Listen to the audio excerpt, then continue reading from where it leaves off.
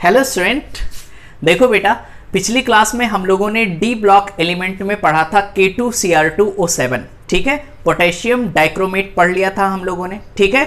अब हमें दूसरा कंपाउंड पढ़ना है, पोटेशियम पर मैग्नेट KMnO4 के बारे में पढ़ना है, ठीक है। तो आओ स्टार्ट करते हैं। हम लोग अपने इस डी ब्लॉक में सेकेंड कंपाउंड जो है अपने पास वो है KMnO4। किसके बारे में पढ़ना है बेटा? KMnO4 के बारे में। नाम क्या है इसका? पोटेशियम पर मैग्नेट। नाम है इसका पोटेशियम पर मैग्नेट। अब देखो बेटा, जो ये पोटेशियम पर मैग्नेट है, सबसे पहले बात करते हैं इसके मेथड ऑफ प्रिपरेशन की, कि भाई पोटेशियम पर मैग्नेट को हम लोग बनाएंगे कैसे। तो देखो बेटा, पोटेशियम पर मैग्नेट बनाने के लिए मुझे चाहिए पायरोल्यूसाइट ओर। क्या चाहिए? पायरोल्यूसाइट ओर। तो ध्यान देना बेटा, पायरोल्यूसाइट ओर हम लोगों ने MnO2 ले लिया, ठीक है। अब देखो बेटा, MnO2 को फ्यूज करते हैं किसके साथ? KOH प्लस KNO3 के साथ। अब बात समझना, यहां पर जो KNO3 है वो किसकी तरह बिहेव करता है? Acts as a oxidizing agent. किसकी तरह वर्क करेगा बेटा? एक ऑक्सीडाइजिंग एजेंट की तरह ये काम करता है। अब बात को समझो, यहां पर जो KNO3 है, इसको जब हीट करते हो तो किस में कन्वर्ट होता है? KNO2 में, और साथ में हाफ O2। बात समझना बेटा, KNO2 प्लस O2 या हाफ O2, ठीक है। बात समझना, KNO2 कन्वर्ट हो जाएगा, KNO3 कन्वर्ट हो जाएगा बेटा KNO2 प्लस O2 में। अब देखो भाई, हम लोगों ने लिया MnO2 लिया। अब किसके साथ फ्यूज करना है बेटा? KOH और KNO3 के साथ, मतलब कंटेनर में रख करके काफी टाइम तक रख देना है, काफी टाइम तक, ठीक है। तो यहां पर MnO2 लिया, प्लस क्या लिया बेटा? KOH। अब देखो भैया, KOH तो ले लिया, ठीक। अब KNO3 लेना था बेटा। KNO3 को हीट करने पर हमें क्या मिलता है? KNO2 प्लस O2 मिलता है। तो यहां पर हम लोग KNO3 नहीं लेते, क्या लेते हैं? इसमें जो O2 बनता है, क्या बनता है? O2, ठीक है। तो सबसे पहले मैंने लिया यहां का MnO2, फिर क्या लिया बेटा? KOH, और फिर हाफ O2। अब ये आपस में रिएक्ट करते हैं और बनाता है K2MnO4। क्या बनाता है? K2MnO4। लेकिन हमें चाहिए क्या बेटा? हमें चाहिए तो KMnO4, ठीक है। अब K2MnO4 क्या होता है? ग्रीन कलर का होता है बेटा। इसका नाम क्या है? Potassium magnet. नाम क्या है अपने पास? Potassium magnet. बोलो, इतनी बात समझ में आ रही है, ठीक है। तो जब हम लोग MnO2 plus KOH plus half O2 की रिएक्शन कराते हैं तो बनता है ग्रीन कलर का पोटेशियम मैग्नेट। लेकिन हमें चाहिए क्या बेटा? पोटेशियम पर मैग्नेट। अब बात समझो, यहां K पर कितना चार्ज होता है? क्या? +1। K पर चार्ज कितना होता है? +1। तो दोनों हटा दिए बेटा, दोनों के हटा दिए। तो क्या मैं इसको लिख सकता हूं MnO4 माइनस? क्या लिख सकता हूं? MnO4 minus. बोलो, इतनी बात समझ में आ रहा है? तो इसको बोल सकते हैं पोटेशियम मैग्नेट आयन, ठीक है। तो यहां पे देखो बेटा, MnO4 के ऊपर 2 माइनस इसको ले सकता हूं। देखो, K2MnO4 को मैं क्या लिख सकता हूं? MnO4 के ऊपर 2 माइनस। क्यों लिख सकता हूं? क्योंकि 2 के हटाया, 1 के हटाते तो 1 माइनस लिख देते ऊपर बेटा। 2 के हटा रहे हैं तो 2 माइनस लिख दिया। तो यहां देखो, MnO4 के ऊपर 2 minus ion is converted into MnO4 minus. देखो बेटा, जो अपने पास MnO4 के ऊपर 2 माइनस आयन है वो किस में कन्वर्ट हो जाएगा? MnO4 माइनस आयन में by acidification, by the acidification. अब बात समझो कैसे। 2 MnO4 के ऊपर 2 माइनस लिया, मतलब यहां पर क्या है? K2MnO4 है। क्या है बेटा? भाई अगर यहां K से बैलेंस करना चाहो तो क्या है? K2MnO4, ठीक है। अब एसिडिक मीडियम में क्या करते हैं? इसकी रिएक्शन करा देते हैं एसिडिक मीडियम में। तो ये किस में कन्वर्ट हो जाता है बेटा? MnO4 माइनस में। किस में कन्वर्ट हो जाएगा? MnO4 माइनस में प्लस MnO2 में। अब बात को समझो, यहां पर जो MnO4 माइनस है, माइनस को बैलेंस करना चाहो तो एक K लगा दो, क्या KMnO4 बन जाए? बोलो बेटा, क्या KMnO4 का फॉर्मेशन हो गया? ठीक है भाई, माइनस इसको बैलेंस करने के लिए K लगा दिया, क्या बन गया? KMnO4, ठीक। तो इस तरीके से हम लोग K2MnO4 से क्या बना सकते हैं? KMnO4, ठीक है। यहां देखो, यहां पर अगर इसको बैलेंस करना चाहो 2 माइनस है तो यहां K2 लगा दोगे, तो K2MnO4 से किस में कन्वर्ट कर दोगे बेटा? KMnO4 में। बोलो, इतनी बात समझ में आ रही है, ठीक। दिक्कत यह है भाई कि इसमें बेटा बहुत कम अमाउंट में हमें KMnO4 मिलता है। देखो, पुअर यील्ड, बहुत कम अमाउंट में हमें क्या मिलता है? KMnO4। तो ये मेथड हमारा सुटेबल नहीं है KMnO4 बनाने का। हम लोग यूज क्या करते हैं? कमर्शियल मेथड में, ठीक है। यहां पे देखो बेटा, कमर्शियली अगर मुझे ज़्यादा अमाउंट में KMnO4 बनाना है तो ये मेथड हम लोग यूज़ करते हैं। और आप जानते हो फेवरेट मेथड क्या है, इलेक्ट्रोलिसिस। यहाँ पे देखो बेटा, यहाँ पे commercially method it is obtained by electrolytic oxidation. क्या कराना पड़ेगा मुझे, इलेक्ट्रोलिटिक ऑक्सीडेशन। अब बात को समझो, इलेक्ट्रोलिटिक ऑक्सीडेशन इसमें क्या होता है, MnO2 तो लेते ही हैं, ये तो मुझे लेना पड़ेगा बेटा पायरोल्यूसाइट और, ये ले लिया मैंने MnO2। अब इसको KOH प्लस O2 के साथ, या ऐसे लिख सकते हो KOH और KNO3 के साथ, पहला मेथड तो सेम होता है, इसके साथ इसको फ्यूज करते हैं, करके काफी टाइम तक रख देते हैं। ठीक है, होता क्या है, ये किस में कन्वर्ट हो जाता है, MnO4 के ऊपर 2-, किस में कन्वर्ट हो गया, MnO4 के ऊपर 2-। नाम क्या है बेटा, मैग्नेट आयन। कलर क्या होता है, ग्रीन होता है। देखो मैग्नेट आयन कलर क्या होता है, ग्रीन होता है। अब क्या कराते हैं बेटा, इसका इलेक्ट्रोलिटिक ऑक्सीडेशन। क्या कराते हैं, इलेक्ट्रोलिटिक ऑक्सीडेशन। अब आप मुझे बताओ ऑक्सीडेशन मतलब क्या होता है, लॉस ऑफ इलेक्ट्रॉन। बेटा यहां से एक इलेक्ट्रॉन निकाल दो, किसमें कन्वर्ट हो जाएगा, MnO4- में। कलर क्या होगा, पर्पल कलर होगा। नाम क्या है, पर मैग्नेट आयन। क्या बनेगा बेटा, पर मैग्नेट आयन। ठीक है, के लगा दोगे बन जाएगा पोटेशियम पर मैग्नेट। ठीक है, अब बात समझो, यहां पे देखो, यही मैं यहां पे समझा रहा हूं बेटा। ऊपर MnO4 के ऊपर 2- है, अपने पास मैग्नेट आयन है यहां पर। अब यहां पर मुझे इलेक्ट्रोलिटिक ऑक्सीडेशन कराना है, तो ऑक्सीडेशन मतलब क्या होगा, लॉस ऑफ इलेक्ट्रॉन। तो बताओ यहां से एक इलेक्ट्रॉन निकालोगे, मतलब इस पर एक प्लस आएगा, इसका एक माइनस गायब हो गया, तो क्या हो गया बेटा, MnO4-। ठीक है, तो एक इलेक्ट्रॉन निकाल दिया, किसमें कन्वर्ट हो गया, MnO4- में। अगर लिखना चाहो तो बताओ 2- है तो यहाँ K2 लगाना पड़ेगा, तो K2MnO4 लिख सकते हो, और यहाँ MnO4- है तो KMnO4 लिख सकते हो। तो क्या हम लोग K2MnO4 से क्या बना सकते हैं, KMnO4। ठीक है, तो ये मेथड हमारा सुटेबल है बेटा। ठीक है, commercially it is obtained by electrolytic oxidation. ठीक है, अगर ज्यादा अमाउंट में मुझे बनाना है KMnO4 तो हम लोग क्या करते हैं बेटा, इसका इलेक्ट्रोलिटिक ऑक्सीडेशन करते हैं, इलेक्ट्रोलिटिक ऑक्सीडेशन। क्लियर। आओ भाई, इंपॉर्टेंट ये है बेटा, यहां पे ध्यान देना, क्या क्या चीजें पूछी जा सकती हैं। बताओ ये क्या है, MnO4 के ऊपर 2-, MnO4 के ऊपर 2-। यहां देखो MnO4 के ऊपर 2-, क्या नाम है इसका, मैग्नेट आयन। क्या है ये, मैग्नेट आयन। ठीक है, कलर क्या होता है, ग्रीन होता है। MnO4- को क्या बोलते हो बेटा, पर मैग्नेट आयन। यहां पे देखो MnO4- ये क्या है, पर मैग्नेट आयन। कलर क्या होगा इसका, पर्पल होगा। वही चीज है, दोनों को मैं अलग अलग लिख रहा हूं। ठीक है, एक मैग्नेट आयन है और एक क्या है, पर मैग्नेट आयन। अब बात को समझो। ठीक है, क्या क्या चीजें इसमें पूछी जा सकती हैं। देखो बेटा, जो अपने पास मैग्नेट आयन है, MnO4 के ऊपर 2-, MnO4 के ऊपर 2-, यहां मैं लिख दे रहा हूं मैग्नेट आयन। ठीक है, और ये क्या है अपने पास बेटा, पर मैग्नेट आयन। ठीक है, अब क्या क्या चीजें मैग्नेट आयन और पर मैग्नेट आयन में पूछी जा सकती हैं। देखो भाई, पहला ये कि ये पैरामैग्नेटिक होता है। अब आप सोच रहे होगे कैसे, आओ देखो सीखते हैं। पैरामैग्नेटिक कैसे होगा बेटा, Mn बताओ, Mn का एटॉमिक नंबर कितना होता है, Mn का क्या 25। Mn का एटॉमिक नंबर कितना होता है बेटा, 25। अब इलेक्ट्रॉनिक कॉन्फ़िगरेशन करोगे, ये सारी चीजें हम आपको पहले लेक्चर में सिखा चुके हैं बेटा। तो बताओ क्या होगा, 3d5 एंड 4s2 भाई 25 होता है। Mn का इलेक्ट्रॉनिक कॉन्फ़िगरेशन क्या होगा, 3d5 4s2। जरा मैग्नेट आयन पर ऑक्सीडेशन स्टेट निकालो, तो ऑक्सीजन का होता है -2, 4 2 जा -8, 2 कैंसिल हो गया, क्या बेटा +6 आएगा। कितना आएगा, +6। अब बात को समझो, +6 है। यहां पे D में कितने इलेक्ट्रॉन है, 5, S में कितने हैं, 2 हैं। तो +6 है, मतलब यहां से 6 इलेक्ट्रॉन निकाल देना है, 6 इलेक्ट्रॉन फेंक देना है भाई। प्लस का मतलब उतने इलेक्ट्रॉन फेंक देते हैं। तो बेटा 6 इलेक्ट्रॉन बाहर करो, 2 यहां से गए और 4 यहां से गए। क्या डी के पास 1 इलेक्ट्रॉन बचा, एक बार फिर से, इसका ऑक्सीडेशन स्टेट कितना है, +6 Mn का, और इसका इलेक्ट्रॉनिक कॉन्फ़िगरेशन क्या है, 3d5 4s2। तो बेटा यहां से +6 इलेक्ट्रॉन गायब करो, 2 यहां से और 4 यहां से। तो बताओ यहां पर क्या बनेगा, क्या D1, क्या बनेगा बेटा, D1। और D1 क्या एक अनपेयर्ड इलेक्ट्रॉन आ रहा है, और आप मुझे बताओ अनपेयर्ड होगा तो पैरामैग्नेटिक की डायमैग्नेटिक, हाँ वेरी गुड, क्या होगा बेटा, पैरामैग्नेटिक इन नेचर। बोलो इतनी बात समझ में आ रही है, ठीक है।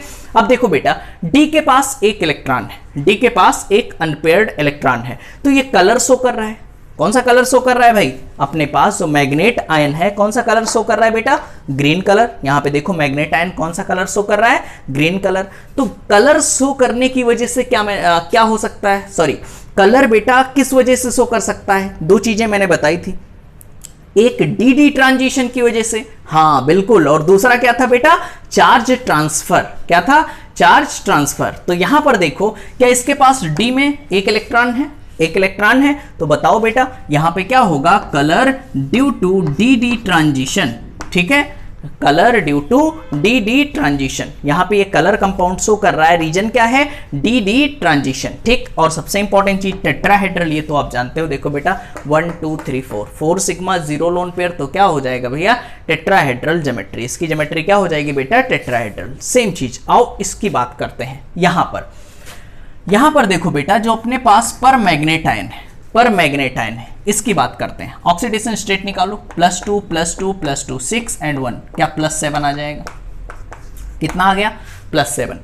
क्या Mn का इलेक्ट्रॉनिक कॉन्फ़िगरेशन वही होगा, 3d5 4s2, क्या होगा 3d5 4s2। क्या बेटा 5 and 2 7 इलेक्ट्रॉन है, कितने इलेक्ट्रॉन है, 7। अब +7 है मतलब 7 इलेक्ट्रॉन आपने फेंक दिए, समझ पा रहे हो, 7 इलेक्ट्रॉन, 5 and 2 7, और +7 है तो 7 इलेक्ट्रॉन फेंक दिए। और जब 7 इलेक्ट्रॉन फेंक दिए बेटा, क्या डी के पास 0 आ गया, डी के पास 0। अब क्या ये डी ट्रांजिशन शो कर पाएगा, नहीं कर पाएगा भाई, डी के पास इलेक्ट्रॉन ही नहीं है। सबसे पहले तो बेटा कलर शो करने के लिए इलेक्ट्रॉन को लोअर एनर्जी से हायर एनर्जी में जाना होता है, फिर हायर से जब वो लोअर में आता है तो अपनी एनर्जी को इमिट करता है, एनर्जी इमिट करता है मतलब वेवलेंथ इमिट करता है, और वही वेवलेंथ जो होती है वो विजिबल रीजन में हमें कलर के फॉर्म में दिखाई देता है। यही तो मैंने सिखाया है पिछली क्लास में। ठीक है, तो सेम चीज यहां पर, जब डी के पास अनपेयर्ड इलेक्ट्रॉन ही नहीं है तो यहां पर डी ट्रांजिशन होगा, नहीं होगा बेटा। और आप मुझे बताओ डी के पास जब कोई इलेक्ट्रॉन ही नहीं है बेटा तो क्या होगा, डायमैग्नेटिक इन नेचर। ठीक है, और यहां पर ये कलर जो शो कर रहा है, पर्पल कलर शो कर रहा है, colour due to charge transfer spectra. किसकी वजह से बेटा ये कलर शो कर रहा है, चार्ज ट्रांसफर की वजह से। बोलो इतनी चीजें क्लियर है। तो दोनों में आपको डिफरेंस समझ में आना चाहिए कि जो अपने पास मैग्नेट आयन है वो डी ट्रांजिशन की वजह से कलर शो कर रहा है, जो पर मैग्नेट आयन है वो बेटा चार्ज ट्रांसफर की वजह से कलर शो कर रहा है। ठीक है, आओ भाई आगे बात करते हैं इसकी प्रॉपर्टीज की। इसकी प्रॉपर्टीज की बात करें तो बेटा पर्पल कलर होता है, ठीक है, और क्रिस्टल, पर्पल कलर का क्रिस्टल होता है KMnO4, ये तो आप याद ही करना पड़ेगा, इसमें मैं आपकी कोई हेल्प नहीं कर सकता। आगे देखो हीटिंग इफेक्ट की बात करें बेटा, जब हम लोग KMnO4 को 513 केल्विन तक हीट करते हैं तो मुझे क्या मिलता है, K2MnO4, ग्रीन कलर का पोटेशियम मैग्नेट। क्या मिलेगा बेटा, पोटेशियम मैग्नेट। साथ में क्या मिलता है, MnO2 प्लस O2। बोलो इतनी चीज समझ में आ रही है। ठीक है, जब हम लोग KMnO4 को हीट करते हैं मतलब पोटेशियम पर मैग्नेट को हीट करते हैं तो मुझे क्या मिलता है बेटा, पोटेशियम मैग्नेट मिलता है। ठीक है, चलो भाई आगे बढ़ते हैं। अगला है बेटा decomposition. Acidic solution of KMnO4 slowly decomposes as. कैसे डिकम्पोज होता है, जो एसिडिक सोल्यूशन है बेटा KMnO4 है, एसिडिक मीडियम में ये क्या होता है, धीरे धीरे डिकम्पोज होता है, टूट जाता है। यहां पे देखो MnO4 माइनस है, भाई माइनस मतलब के लगा सकते हो, MnO4 माइनस मतलब KMnO4 है।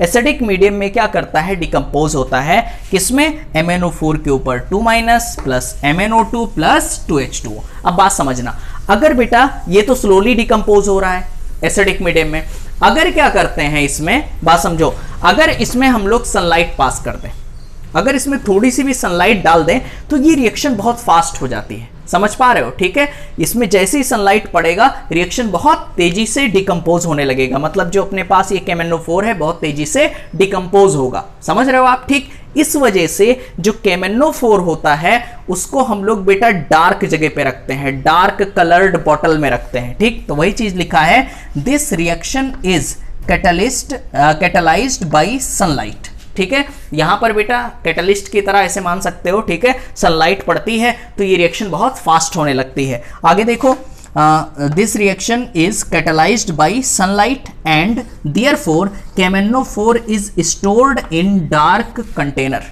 ठीक है, इसीलिए हम लोग KMnO4 को कहाँ रखते हैं बेटा, डार्क कंटेनर में रखते हैं। बोलो इतनी चीज समझ में आ गई, ठीक है। तो चलो भैया KMnO4 के बारे में इतनी सारी इंफॉर्मेशन आप कॉपी करो बेटा, फिर आगे बढ़ते हैं।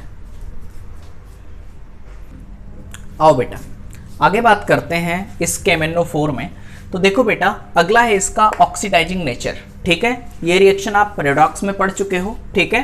देखो भाई ऑक्सीडाइजिंग नेचर मतलब ये किसकी तरह वर्क करेगा, एक स्ट्रॉन्गेस्ट ऑक्सीडाइजिंग एजेंट की तरह। देखो भाई यहाँ पे ऑक्सीडेशन स्टेट निकालो, क्या बेटा +7, भाई K का कितना होता है +1, ऑक्सीजन का होता है -2, तो बेटा -2 4 2 -8, 8 में से 1 चला गया, कितना आ जाएगा +7।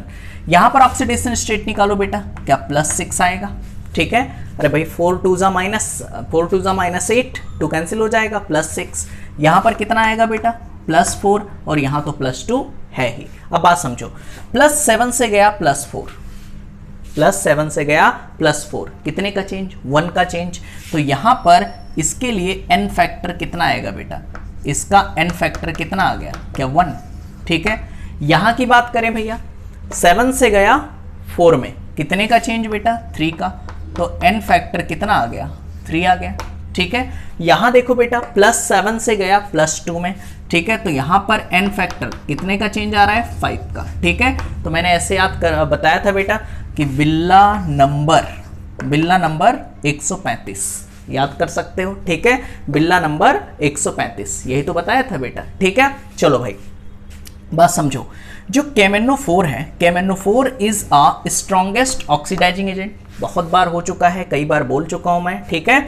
इन एसिडिक मीडियम कैन ऑक्सीडाइज, बात को समझो बेटा, जो KMnO4 होता है वो एक स्ट्रॉन्गेस्ट ऑक्सीडाइजिंग एजेंट होता है एसिडिक मीडियम में, और कैन ऑक्सीडाइज किसको किस में ऑक्सीडाइज कर सकता है, जो रिएक्शन आपने K2Cr2O7 के लिए पढ़ी है वही पूरी रिएक्शन होगी यहाँ पर बेटा। बताओ क्या K2Cr2O7 Fe के ऊपर 2+ को Fe के ऊपर +3 में कन्वर्ट करता था, सेम चीज यहाँ KMnO4 भी कर रहा है बेटा। यहाँ पे देखो KMnO4 Fe2+ को किस में कन्वर्ट कर रहा है, Fe के ऊपर +3 में ऑक्सीडाइज कर रहा है, H2S को किस में ऑक्सीडाइज कर रहा है, सल्फर में, SO2 को किस में ऑक्सीडाइज कर रहा है, SO4 के ऊपर 2- में, I- को किस में ऑक्सीडाइज कर रहा है, I2 में। यहाँ पे देखो SN के ऊपर 2+ किस में ऑक्सीडाइज हो रहा है, SN के ऊपर +4 में। यहाँ पर देखो C2O4 के ऊपर 2- को किस में ऑक्सीडाइज कर देगा, CO2 में, ठीक है। बताओ बेटा, और खुद यहाँ पे देखो +7 से किस में कन्वर्ट हो रहा है एसिडिक मीडियम में, +2 में। बोलो इतनी बात समझ में आ रही है, ठीक है। तो आओ भाई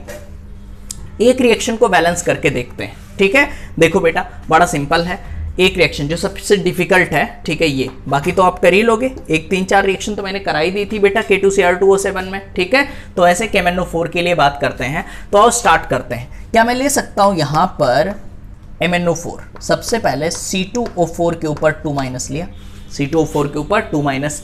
अब इसकी रिएक्शन देखो, K हटा दे रहा हूं, किसके साथ, MnO4-, इसके साथ रिएक्ट करवाना है, बात समझना बेटा, ऑक्सीडाइज करवाना है, ठीक है। अब बताओ MnO4 के ऊपर MnO4-, भाई K हटा दिया तो क्या लगा माइनस, मीडियम क्या लेना है बेटा, एसिडिक, ठीक है। चलो भाई अब बताओ एसिडिक मीडियम में C2O4 के ऊपर 2- किस में ऑक्सीडाइज हो जाता है, वेरी गुड, CO2 में, बहुत अच्छे।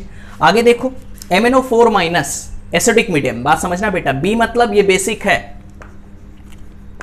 N मतलब न्यूट्रल है, ठीक है, और A मतलब एसिडिक है, ठीक है। तो एसिडिक मीडियम में MnO4- किस में कन्वर्ट होगा, Mn के ऊपर +2 में, Mn के ऊपर +2 में। अब बात को समझो, ठीक है, बात को समझना बेटा। आओ बेटा ये अलग है, ठीक। आओ भाई बैलेंस करते हैं बेटा। सबसे पहले ऑक्सीडेशन स्टेट निकालो कार्बन का, क्या 4 2 8 में 6 कितना आ जाएगा, +3 आएगा, +3। यहां देखो भैया कितना आ जाएगा कार्बन पर, क्या +4, क्योंकि ऑक्सीजन का कितना होता है -2, तो इस पर कितना आ जाएगा -2, 2 2 -4, इस पर आ जाएगा +4। आओ भाई इसकी बात करते हैं, इस पर ऑक्सीडेशन स्टेट कितना आएगा बेटा, क्या +7, और यहां पर ऑक्सीडेशन स्टेट कितना है, +2। अब बात को समझो, +7 से +2 में जा रहा है, +7 से +2 में जा रहा है, क्या 5 डिक्रीज हो रहा है, मतलब 5 का चेंज हो रहा है भाई, 5 का चेंज हो रहा है। यहां पे देखो +3 से कहां जा रहा है बेटा, +4 में, क्या 1 का चेंज हो रहा है, 1 इंक्रीज हो रहा है, मतलब 1 का चेंज हो रहा है। तो इसकी टोपी यहां पहना दो 1, ये 5 है यहां पहना दो। देखो भैया यहां पर बेटा +3 से कहां जा रहा है, +4 में, तो बेटा 1 का चेंज, लेकिन पर मोल लेना है, तो कितने यहां पर है, 1 मिनट बेटा भी मल्टीप्लाई मत कराओ, यहां पे देखो नहीं तो थोड़ा सा मिस्टेक हो सकता है। ये तो ठीक है, यहां पे +3 से कहां जा रहा है, +4, +3 से कहां जा रहा है बेटा, +4, तो 1 का चेंज। अब पर एटम देखना है कितने हैं, 2, तो यहां 2 से मल्टीप्लाई करो, तो 1 मल्टीप्लाइड बाई 2, कितने का चेंज आ गया, 2। अब बात करो, इसकी टोपी यहां पहना दो 2, और इसकी टोपी यहां पहना दो, ठीक है। अब चेक करो कितने कार्बन है, 5 2 जा 10, तो यहां पर क्या करना पड़ेगा बेटा, 10। ये बैलेंस कर लिया आपने, देखो भाई 5 2 जा 10 कार्बन, यहां पर मैंने लिख दिया 10 CO2। Mn देखो बेटा कितने हैं, क्या 2 Mn है, तो यहां पर बैलेंस कर लो 2 Mn, समझ पा रहे हो। अब देखो ऑक्सीजन कितने हैं अपने पास, ऑक्सीजन 5 4 जा 20, देखो बेटा 20 ऑक्सीजन यहां है, और 4 2 जा 8, मतलब 28 ऑक्सीजन इधर है, और यहां पर कितने हैं, 10 2 जा 20, 20 इधर है 28, और इधर है अपने पास 20, ठीक है। बचे कितने, कम कितने पड़ रहे हैं बेटा, 8, तो इधर क्या कर दोगे, 8 H2O कर दिया, 8 H2O कर दिया। अब इधर देखो 8 2 जा 16, 8 दूनी 16, यहां लिख दो बेटा 16H+, रिएक्शन बैलेंस हो गई, ठीक है। तो इस तरीके से आप कर सकते हो, कोई भी रिएक्शन आप बैलेंस कर सकते हो, ठीक है। ये कोफिशिएंट का ध्यान रखना बेटा, पर मोल लेना है, ठीक है। चलो भाई आगे बात करते हैं। यहां पे देखो रिएक्शन विद कंसंट्रेट H2SO4, जब हम लोग KMnO4 की रिएक्शन कंसंट्रेट H2SO4 से कराते हैं तो ये कन्वर्ट हो जाता है एक एक्सप्लोजिव आयल में। फार्मूला क्या है बेटा, Mn2O7 में, और जब हम लोग Mn2O7 को हीट करते हैं तो ये कन्वर्ट हो जाता है MnO2 + O2 में। तो ध्यान रखना बेटा, जब हम लोग KMnO4 की रिएक्शन किससे कराते हैं, कंसंट्रेट H2SO4 के साथ, ठीक है, तो क्या बनता है Mn2O7, जो कि एक एक्सप्लोजिव आयल है। इसको हीट करते हो खुद किस में कन्वर्ट हो जाता है, MnO2 + O2 में। इतनी बात समझ में आ गई। आगे देखो भाई, जब भी हम लोग, एक चीज ध्यान रखना, नहीं तो आप हंसते हंसते यहां गलती कर दोगे बेटा, एक चीज ध्यान रखना, जब हम लोग एसिडिक मीडियम की बात करते हैं, जब एसिडिक मीडियम लेते हैं तो वहां पर कभी भी एसिड हम लोग HCl नहीं लेंगे, हमेशा क्या लेते हैं बेटा, H2SO4। वहां पर HCl क्यों नहीं लेते, जैसे हम लोग यहाँ KMnO4 की रिएक्शन एसिडिक मीडियम में बैलेंस किए, यहाँ पर जैसे KMnO4 एसिडिक मीडियम, तो जो ये मीडियम होता है वो एसिडिक मीडियम, वो हमेशा H2SO4 होगा, ध्यान रखना, वो किसकी, वो HCl नहीं होगा। HCl क्यों नहीं होगा, अब वो चीज देखते हैं। देखो HCl can not be taken for providing acidic medium, वही पॉइंट जो मैंने सिखाया कि हम लोग HCl को एसिडिक मीडियम प्रोवाइड कराने के लिए नहीं लेंगे, ठीक है। देखो इन टाइट्रेशन ऑफ KMnO4 का टाइट्रेशन जब भी करते हैं तो जब मीडियम मुझे चाहिए एसिडिक, उसके लिए बेटा HCl कभी भी यूज नहीं करेंगे। नहीं तो आप सोचो कि HCl भी स्ट्रॉन्गेस्ट एसिड है और वही यूज कर लो, वो नहीं कर सकते आप, ध्यान देना। ऐसा क्यों बेटा, HCl की बात करें कैसे टूटता है H+ और Cl-। यहां पर जो Cl- है, यहां पर MnO4, जैसे आप KMnO4 का टाइट्रेशन कर रहे हो भाई, MnO4- मतलब KMnO4 की बात हो रही है, तो ये जो Cl- है वो MnO4- के साथ रिएक्ट कर जाता है और किस में कन्वर्ट हो जाता है बेटा, Cl2 में, ठीक है। तो हमें मीडियम ही चाहिए और ये खुद रिएक्ट करने लगता है, तो इस वजह से HCl हम लोग यूज नहीं करते हैं। आगे देखो भैया, लास्ट पॉइंट एक और, ये बेटा बहुत रेयर है बट पूछा जा सकता है कि जब आयोडीन I- का ऑक्सीडेशन होता है तो KMnO4 लेते हो एसिडिक मीडियम में, तो कन्वर्ट किस में होता है, I2 में, और अगर बेटा KMnO4 बेसिक मीडियम आपने लिया तो किस में कन्वर्ट होगा, IO3- में, ठीक है। तो यहां पर बेटा हमारा D ब्लॉक खत्म होता है, ठीक है। D ब्लॉक हम लोगों ने कंप्लीट कर लिया, इसकी प्रॉपर्टीज पढ़ ली, NCERT में 2 कंपाउंड थे वो मैंने पढ़ा दिया, एक K2Cr2O7, एक पढ़ाया KMnO4, ठीक है। तो आप इसको कॉपी कर लो, फिर हम लोग स्टार्ट करते हैं F ब्लॉक एलिमेंट, ठीक है। चलो भाई कॉपी करो।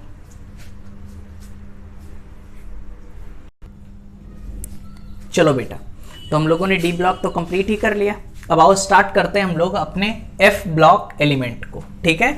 तो देखो भैया, elements in which last electron इंटर्स in n-2f subshell, ठीक है, बात समझना बेटा, ठीक, ऐसे एलिमेंट जिनका लास्ट इलेक्ट्रॉन, जब आप इलेक्ट्रॉनिक कॉन्फ़िगरेशन करते हो, ठीक है, तो उनका लास्ट इलेक्ट्रॉन अगर n-2f सबसेल में चला जाता है, ठीक है, तो ऐसे एलिमेंट को आप क्या बोलते हो, f ब्लॉक एलिमेंट। ठीक है, काफी चीजें बेटा इसको हम पीरियोडिक टेबल में डिस्कस एक बार कर ही चुके हैं और फिर से देखते हैं।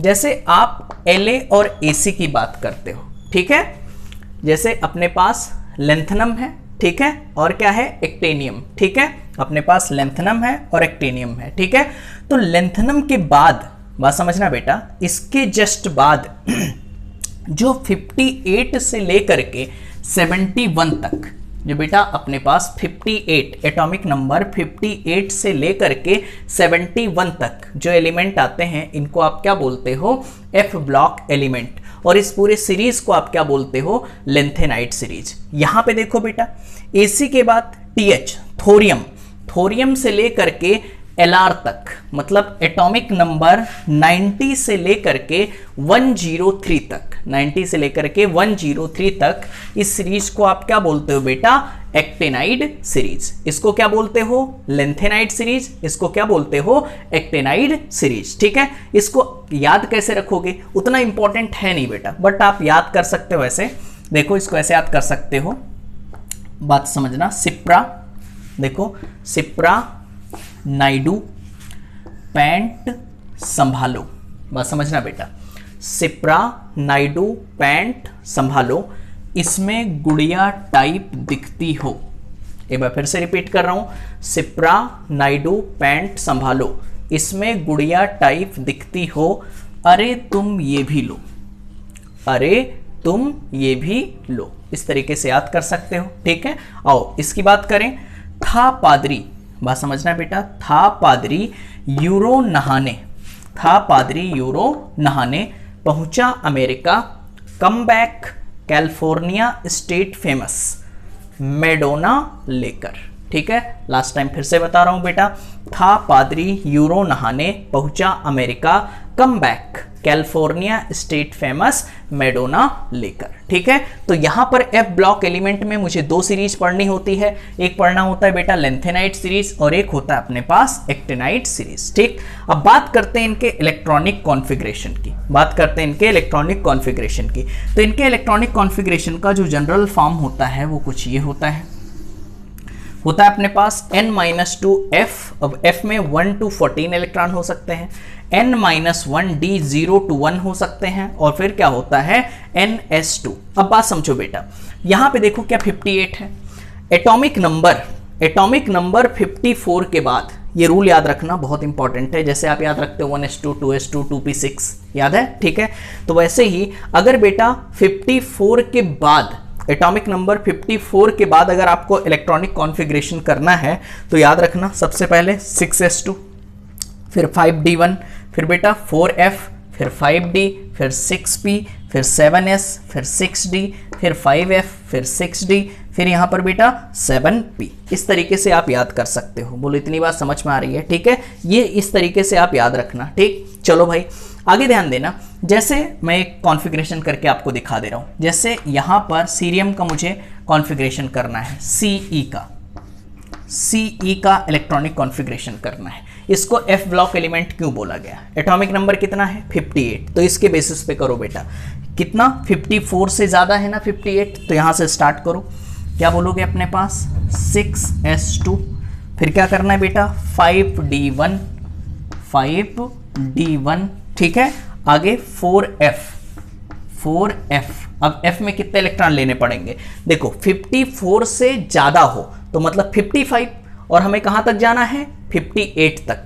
तो देखो 54 से ज्यादा 55, 56, 57 और एक और, तो मतलब 4f1 पे जाना है। ठीक है, तो बताओ क्या लास्ट इलेक्ट्रॉन f सबसेल में जा रहा है? ठीक है, f ऑर्बिटल में जा रहा है। ठीक, तो आप यहां पे बोल सकते हो कि ये कौन सा एलिमेंट है? एक f ब्लॉक एलिमेंट है। ठीक है, अगर बेटा यहां पे लेंथनम की बात करें, बताओ क्या यहां पर La और Ac ये f ब्लॉक एलिमेंट है?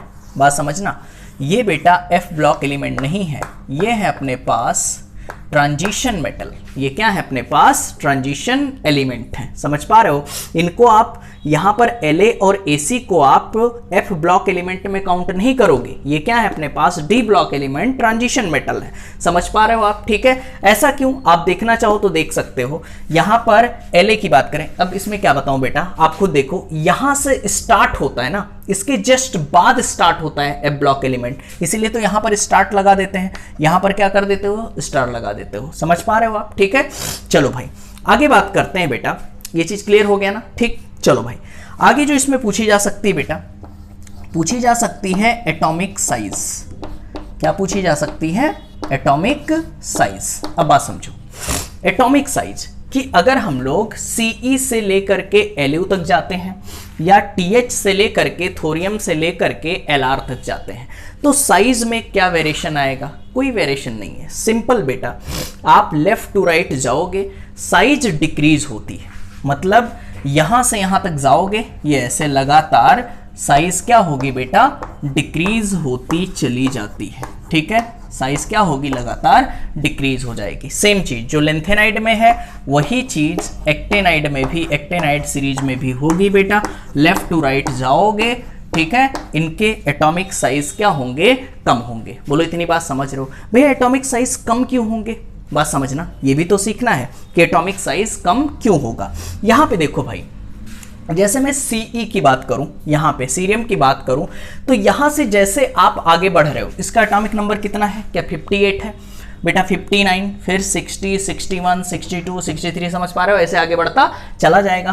क्या आप जैसे जैसे आप आगे बढ़ते चले जा रहे हो, चाहे यहां ले लो, क्या एटॉमिक नंबर बढ़ता चला जा रहा है, ठीक है। तो मान लेते हैं यहां कहीं है न्यूक्लियस, यहां कहीं क्या है बेटा, न्यूक्लियस है, ठीक है। अब न्यूक्लियस है तो यहां पर देखो एक सबसेल, ये क्या है, दूसरा सबसेल, ये है अपने पास 4f, ये है अपने पास 5d, बात समझना, ये अपने पास 5d, और यहां कहीं है अपने पास s, ठीक है, यहां पर कहीं है अपने पास 6s। अब बात समझना, जैसे मैं यहां की बात करूं, Ce की बात करूं, तो s के तो दोनों इलेक्ट्रॉन फिल हैं, ये देखो दोनों इलेक्ट्रॉन, d में कितने, एक इलेक्ट्रॉन, F में भी कितने हैं, एक इलेक्ट्रॉन। अब बात समझना, जैसे जैसे आप आगे बढ़ोगे एटॉमिक नंबर बढ़ेगा, क्या F में इलेक्ट्रॉन बढ़ते चले जाएंगे, F में इलेक्ट्रॉन बढ़ते चले जाएंगे, समझ पा रहे हो बेटा। अब आप मुझे बताओ, जैसे जैसे यहां इलेक्ट्रॉन बढ़ेगा, आगे बढ़ रहे हो, एटॉमिक नंबर बढ़ रहा है, इलेक्ट्रॉन बढ़ेंगे, वैसे ही क्या न्यूक्लियस में प्रोटॉन बढ़ेंगे, बोलो भाई, न्यूक्लियस में प्रोटॉन बढ़ेंगे।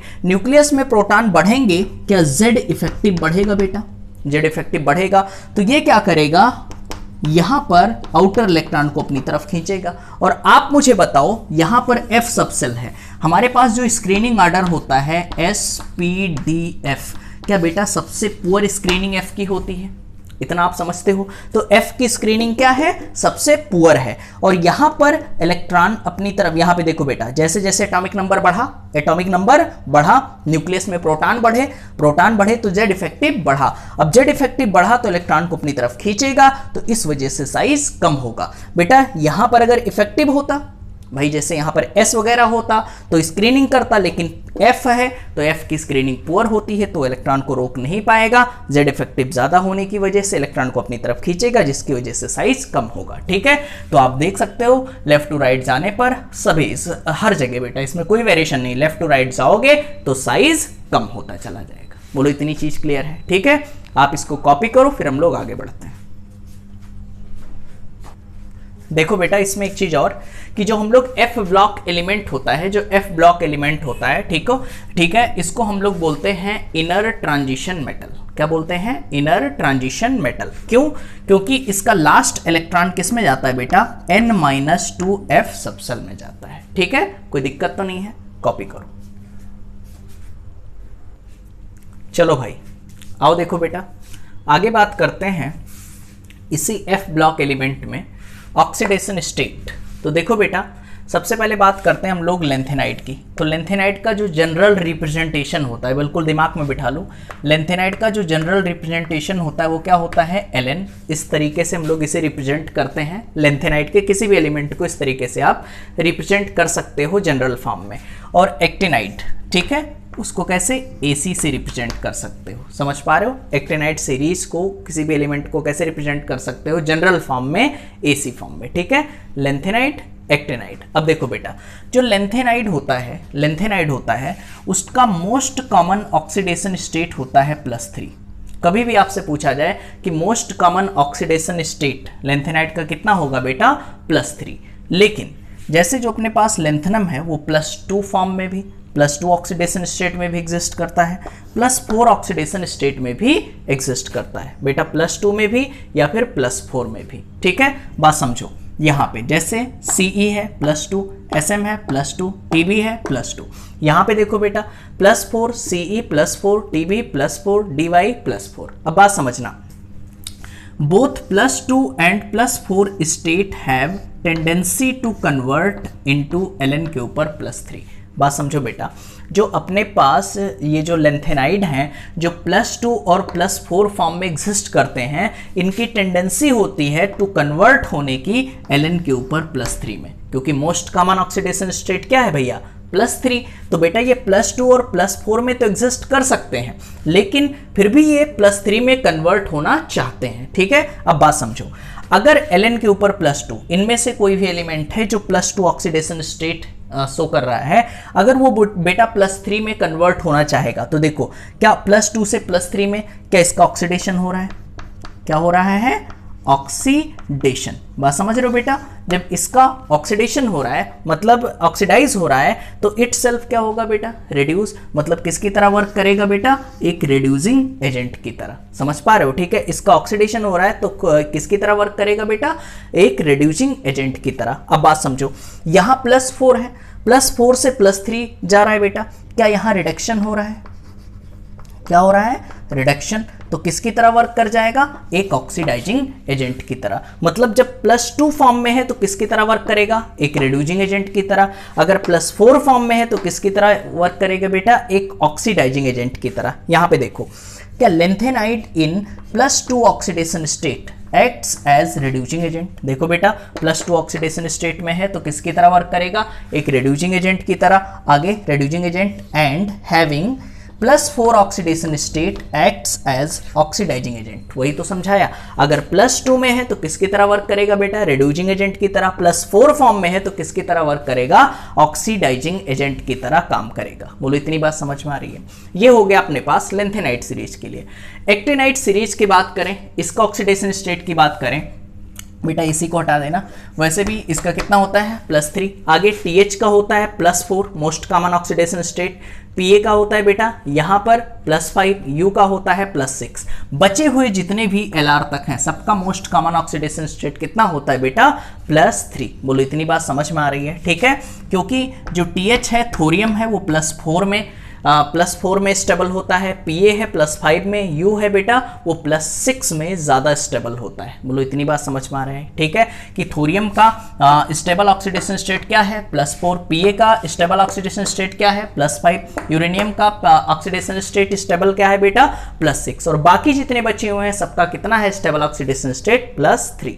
बोलो इतनी बात समझ में आ रही है, ठीक है। चलो भाई, इसके कुछ केमिकल प्रॉपर्टीज की बात करते हैं बेटा। यहाँ Ln की बात हो रही है, Ln मतलब क्या, लेंथेनाइड की बात हो रही है, ठीक है। जनरल फॉर्म मैंने यहाँ लिखा था बेटा।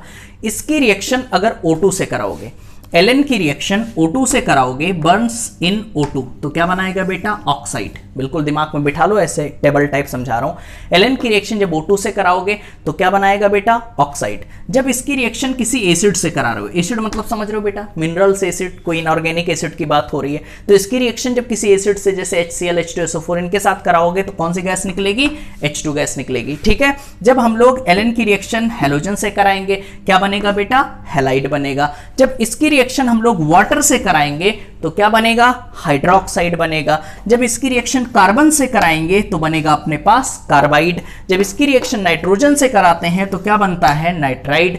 जब इसकी रिएक्शन सल्फर से कराते हैं तो क्या बनता है, सल्फाइड। एलन क्या है, एक बार फिर से मैं बोल रहा हूं, लेंथेनाइड। नहीं तो आप ढूंढने लगो कि लेंथेनाइड में एलन कहाँ है, ये इसका जनरल रिप्रेजेंटेशन है। समझ पा रहे हो बेटा कि लेंथेनाइड में से कोई भी एलिमेंट हो सकता है, उसको जनरल फॉर्म में मैंने एलन लिख दिया, ठीक है।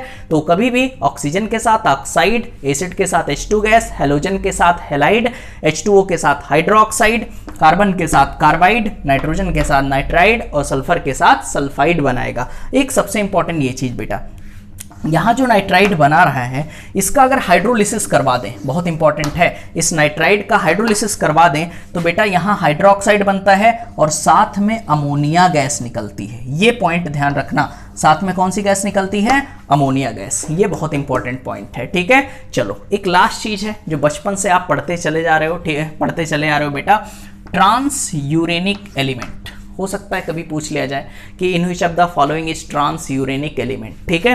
तो बेटा ट्रांस यूरेनिक एलिमेंट क्या होता है, after atomic number 92, atomic number 92 के बाद, मतलब यूरेनियम के बाद जितने भी एलिमेंट होते हैं वो सारे क्या कहलाते हैं अपने पास, ट्रांस यूरेनिक एलिमेंट, ठीक है। इंपॉर्टेंट है, ध्यान रखना, डायरेक्ट क्वेश्चन पूछा जा सकता है कि ट्रांस यूरेनिक एलिमेंट क्या है। तो एटॉमिक नंबर 92 के बाद, बात समझना बेटा, एटॉमिक नंबर 92 के बाद जितने भी एलिमेंट होते हैं, ऐसे बोल सकते हैं यूरेनियम के बाद जितने भी एलिमेंट होते हैं वो सारे कौन से एलिमेंट होते हैं, ट्रांस यूरेनिक एलिमेंट, ठीक है। ओके बेटा, वैसे देखो एफ ब्लॉक से बहुत ज़्यादा क्वेश्चन नहीं आते बेटा, बहुत कम ही चांस है कि एफ ब्लॉक से क्वेश्चन पूछे जाएं, लेकिन हाँ जितना मैंने बता दिया, जितना मैंने पढ़ा दिया, इतना आपके लिए सफिशिएंट है, इससे बाहर कुछ नहीं आएगा, ठीक है। आप देख लेना बेटा।